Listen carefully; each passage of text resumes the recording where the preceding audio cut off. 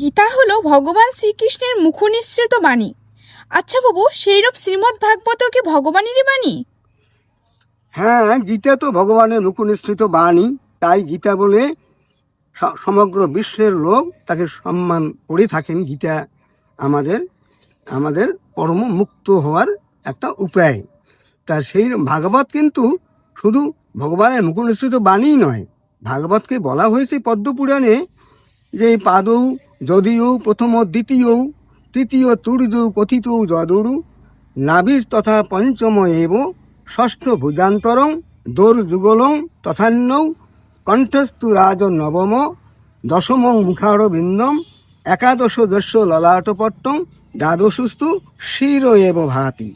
এইভাবে বলছেন ভাগবতের প্রথম স্কন্ধ দ্বিতীয় স্কন্ধ হচ্ছে ভগবানের পদযুগল। আবার ভাগবতের তৃতীয় চতুর্থ স্কন্ধকে বলা হয়েছে ভগবানের উরুযুগল।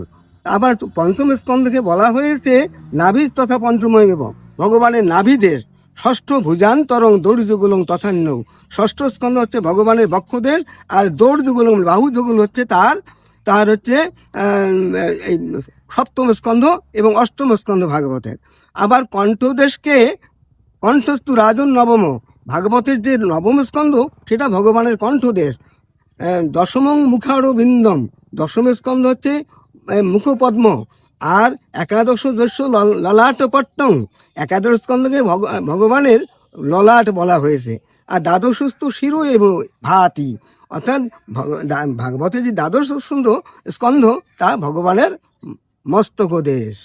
এই বলেই তো সেখানে বর্ণনা করা হয়েছে পদ্মপুরাণে। অতএব স্বয়ং ভগবত বিগ্রহ শ্রীমদ্ ভাগবতম, এই বাণী নয়।